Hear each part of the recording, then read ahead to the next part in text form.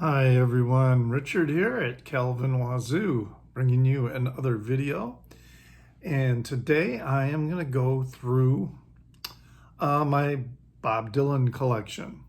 But I'm not going to do it like a album by album, talk about, each one and in the order of the discography.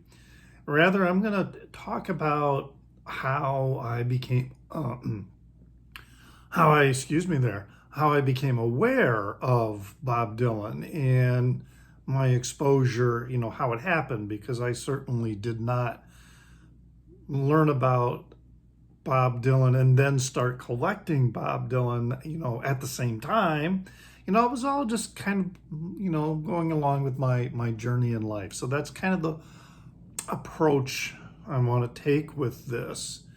And also, I apologize ahead of time if there's some like background noise, like hammering or some other sounds. They're doing work somewhere in my building, and the sound just travels through the walls. They could be 5 floors away from me, and it'll sound like it's next door. But anyway, my voice is a little rough and squeaky today. I don't know why, but let's get started. So, my exposure to Bob Dylan began with the song Blowing in the Wind. And this was elementary school. So it was, a music lesson, and when I think back about my life growing up in what was and still remains to be an extraordinarily conservative town in Michigan, I am surprised as I think back about all the very progressive people I encountered growing up, even within the schools that I attended, at least once I got out of Catholic school. Oh, thank you. But anyway, so I had this music teacher, and they, how they would travel from classroom to classroom, for the music lesson. And I remember she taught us a couple songs. Blowing in the Wind was one of them, and also Puff the Magic Dragon. So, Blowing in the Wind is from the freewheeling Bob Dylan, and I have the MoFi release of that, the 45 RPM, which I do not mind at all getting up and, flipping the records frequently, because it just sounds exquisite. But anyway, so that's the only thing I knew from this record at the time. And I just remember, it was like kind of baffling to me, the song Blowing in the Wind. And it also happened again, I think later. This came out in 1963, and this would have been, when we were learning it in music class, would have been around 1967, 68. So we're talking around, I'm in 4th or 5th grade.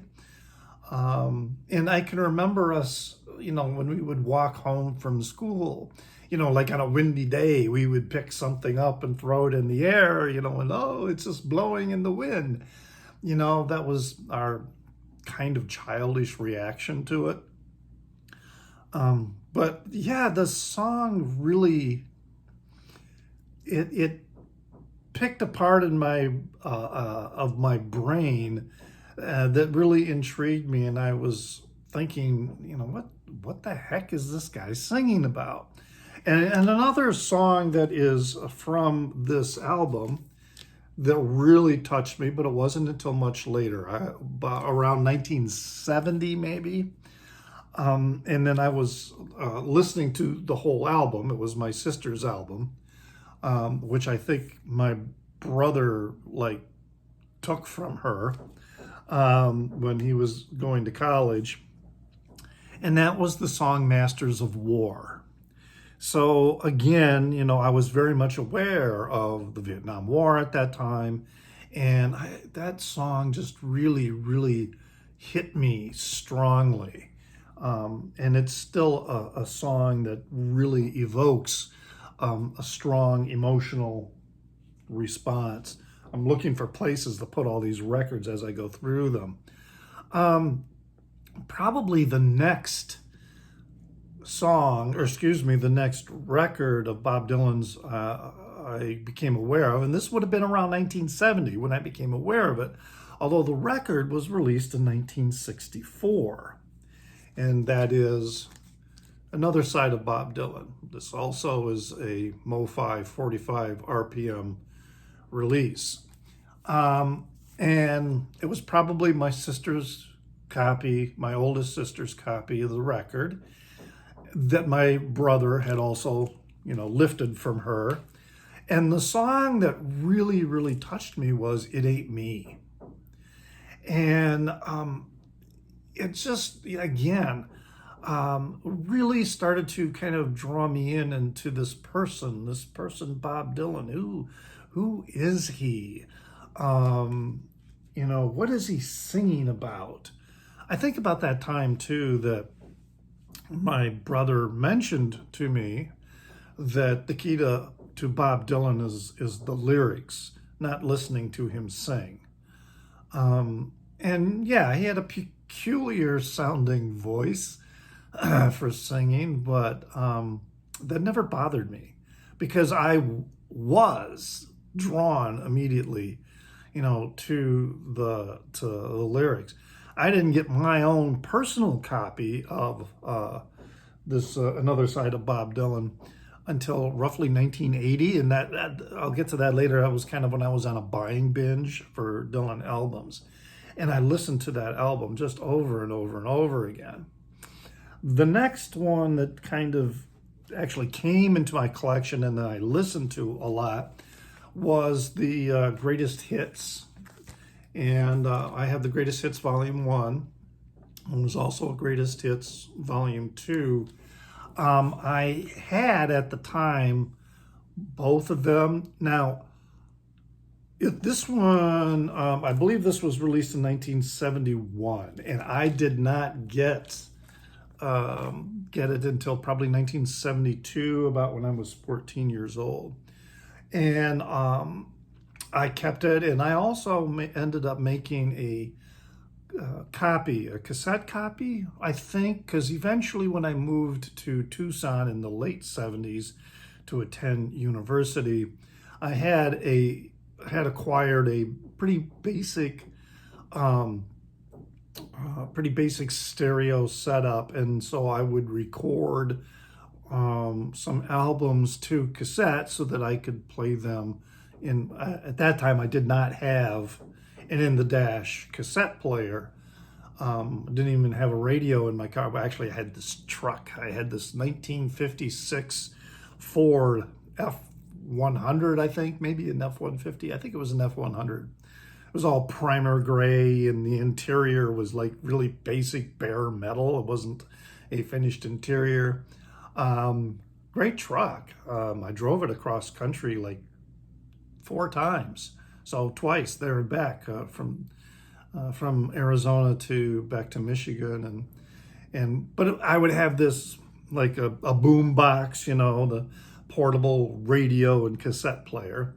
And that was the Greatest Hits, was a tape that I played just over and over. I just loved the songs like Stuck Inside of Mobile, with the Memphis Blues Again, My Back Pages, The Mighty Quinn, All Along the Watchtower, When I Paint My Masterpiece, You Ain't Going Nowhere, and Just Like Tom Thumb Blues. These were some of these were on the volume 2, and then others were on the volume 1. Just Like Tom Thumb Blues was probably my favorite out of, the entire groupings of the. I might have even had a cassette that combined volumes 1 and 2 together that I bought.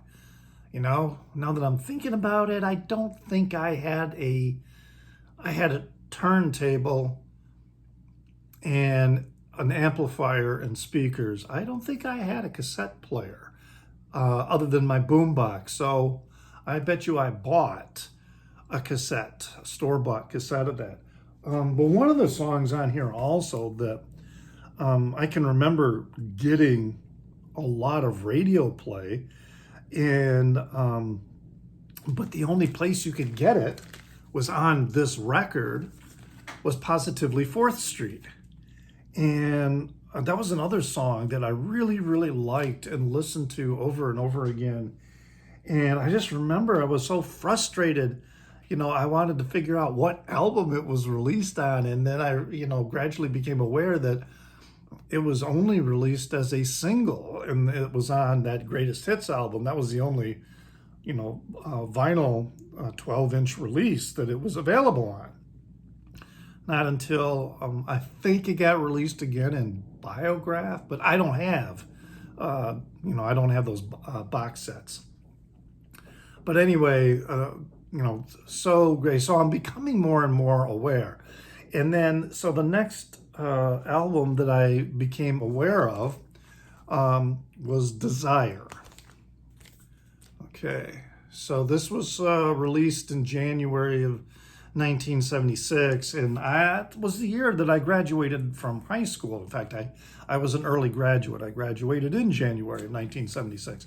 But I didn't have this album for many, many, many, many years.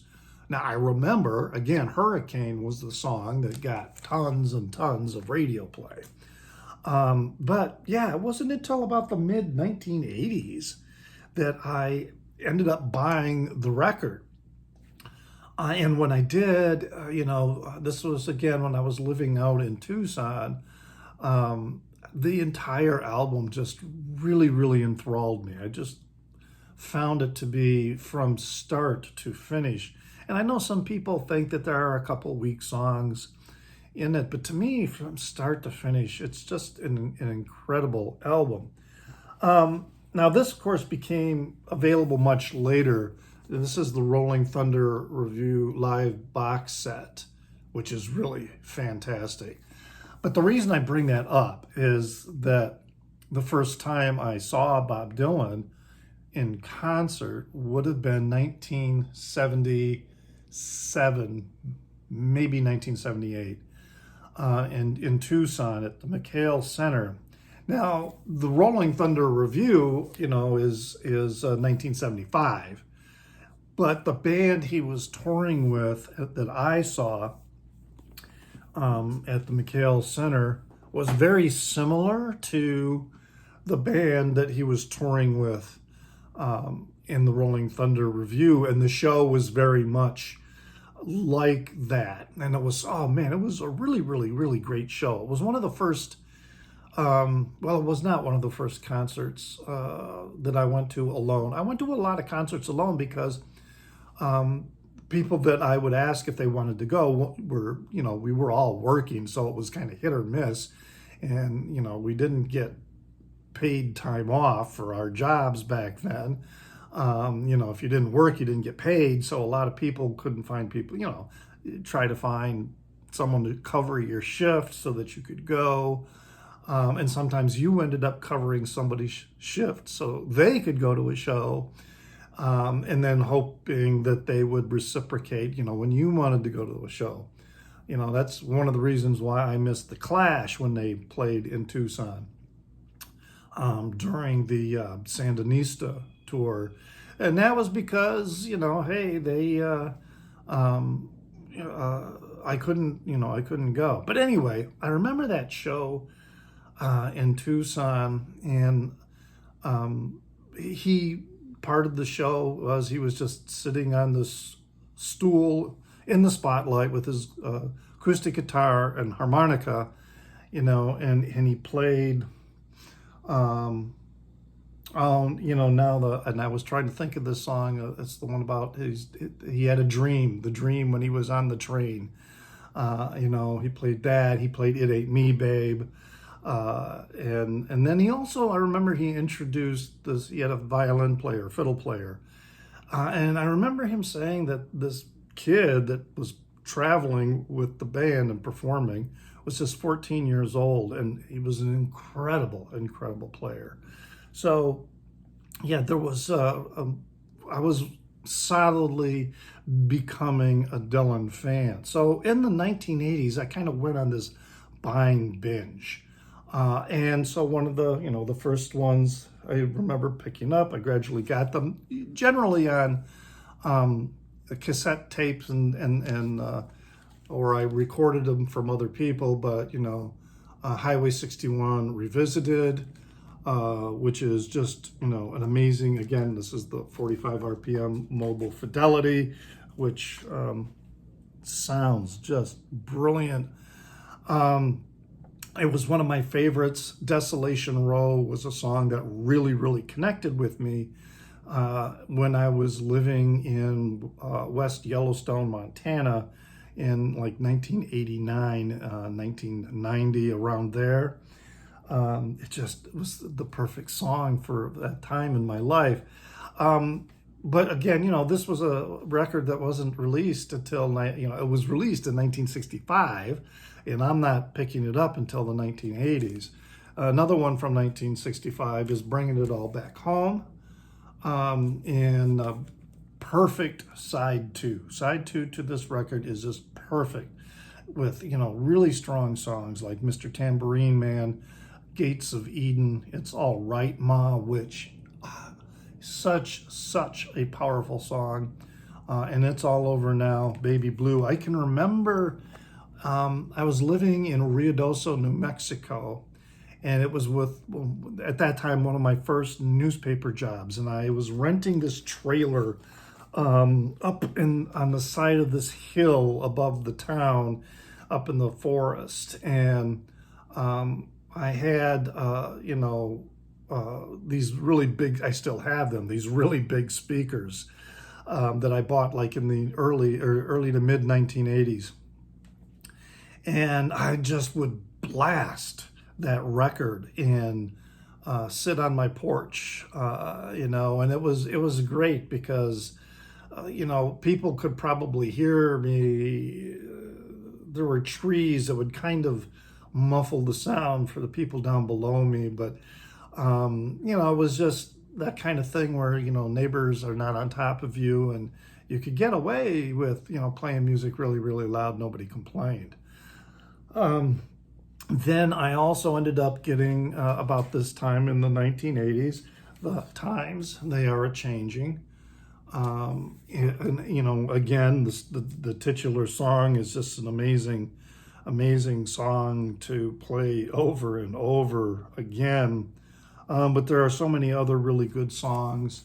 I like the biting tension and feel of With God on Their Side. Just really interesting because, well, I'll get to that. I'll get to that in a minute. So, but the times they are changing. Yes, this is 1964. Probably just before I moved to Ruidoso is when I ended up hearing Blonde on Blonde for the first time. I also had the Mobile Fidelity box set for this super amazing recording. Took me a while to get it. I always liked the song Leopard Skin Pillbox Hat. But some of the other songs, I enjoyed them. And I know a lot of people think Blonde on Blonde is his best release. They consider it their favorite release. But it really, I kind of enjoyed it. But, like Sad-Eyed Lady of the Lowlands, kind of droned and dragged for me. But eventually I have come to really enjoy this album and all the way through. And I appreciate it so much more now. I don't have a copy, but also about this time was before the flood. When I heard that, this was somebody else who had a copy of that. I just remember us sitting. He had this house that he was renting that was along it was along the Pecos River in the Pecos Canyon. This would have been New Mexico. And he found this really cheap place that was right on the river. And up there in the mountains, it's kind of it's bigger than a creek. It's a river, but it's you know, um, woods and, you know, mountains, stream, and play the records and sit outside by the water's edge, you know, while the river's going by, you know, and, you know, doing whatever, you know, while you're listening to music. A great experience. Another record of about that time that I became aware of was Blood on the Tracks.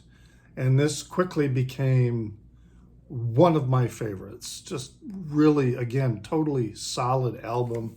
Would listen to this so much. You know, Tangled Up in Blue, Simple Twist of Fate, you know, loved Idiot Win. And then I remember hearing a live, it must have been a video that I remember seeing maybe, you know, but he was singing the song Tangled Up in Blue. And, you know, there's that part where he wound up on a fishing pole down in Delacroix, except he changed the lyric that he ended up being a cook in a kitchen in Santa Fe. And I was living in that area of Santa Fe, New Mexico at the time that I heard that, and I kept thinking, oh man, was he ever in, you know, was this from a show that he played in Santa Fe? That would have been very cool. Also about this time, became aware of the Basement tapes, and this is when I started getting my introduction, both with Before the Flood and the Basement tapes, with the band, all right? And this is the mobile fidelity release of the Basement tapes. And it was such a different sound to Dylan, but I nonetheless really enjoyed that. And then, of course, the music from Big Pink, which is generally considered an album by the band, but, you know, there are songs, you know, definitely Dylan was part of this project. And so, yeah, that was something that was coming up. So the 80s definitely, the mid to late 80s were definitely a time period where I really became enthralled with Bob Dylan and his discography and was listening to him all the time.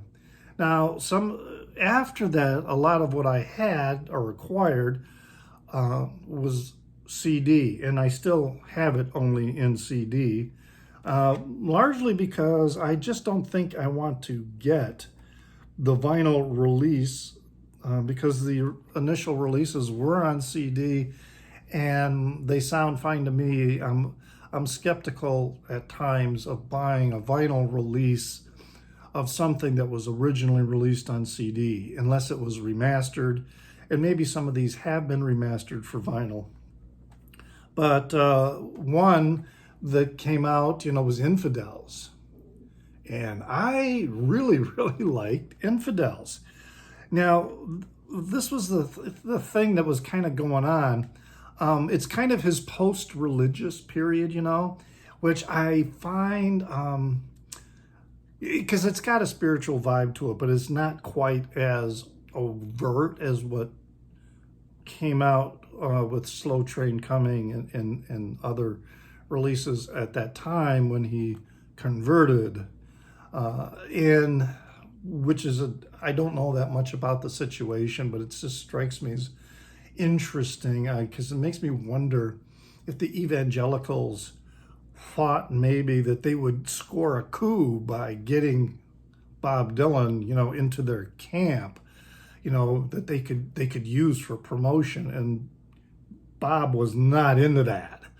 And that, you know, sometimes I wonder, you know, if there was a plan and did it backfire on them because Bob was not going to let himself be used as a promotion of a religious or of a theology. But anyway, this was later. And because, you know, the songs like Joker Man and Man of Peace still have that spiritual vibe to them. The Sundown on the Union, I really appreciate I'm a very pro-union person, but I appreciate the perspective that he was presenting in that song, because it made perfect sense to me. It's digital audio. I was looking to see if it was a DDD, because you remember how they used to identify CDs? They'd be AAD or they would be DDD. So you would know what was the original master, whether it was analog or digital. And I'm thinking this was originally a digital master. But anyway, Infidels. I still pull it out and listen to it occasionally because I do really, really like it. Now, the one that also, interesting story, as I talked about his conversion, but when I think about it, Dylan was always, his songs were always guided by a sense of spirituality that was pretty closely tied to Christian theology. That was always there. So his conversion, while some people were like, oh my God, didn't really surprise me that much. But of course it became really very, excuse me, open, with this album, Slow Train Coming, which it kind of took me a while to get used to. It came out in 1979, but I didn't hear it for the first time until probably 1990, maybe. And the interesting story, I was living in New Mexico in the 1980s, as I said, and that was probably when I first heard it. But I really didn't give it a good listen until about 1990 in West Yellowstone, Montana. And the reason was, all right, so at this time in my life, I was struggling with my understanding of my own sexuality and needing to express that openly and honestly. I'd been living a closeted life all my life, and here I was about 34, 35 years old, and it was really weighing down on me. And, excuse me, I was living in this little row of apartments in West Yellowstone, Montana, which was kind of the reason why I love the song Desolation Row, because this was like Desolation Row for us. We were living, and I'm sorry about the cough here, a little tickle. But we were living, our lives. The group of us that lived in this, there were like 6 apartments or something like that in this like long row. And just kind of living our own life, minding our own business, not judging anybody, but certainly looking at the rest of the world and, making our observations about it, very much like the characters in Desolation Row. And there was this very, very cute 20-something kid who, and I don't remember his name. And the word that I heard about him was he was AWOL. And so whether he was, he had enlisted and decided that, the military wasn't for him, but yeah, he was AWOL. So there was this like mystery about him. And I remember him coming over to, sorry. I remember him coming over to my apartment, and he was announcing that he was leaving. And, to where, I don't know. And he had a CD copy of Slow Train Coming, and he gave it to me. And so that's when I got it and eventually started listening to it more and more and growing to appreciate it. So he was like 20-something and I was like 32, I think, at the time.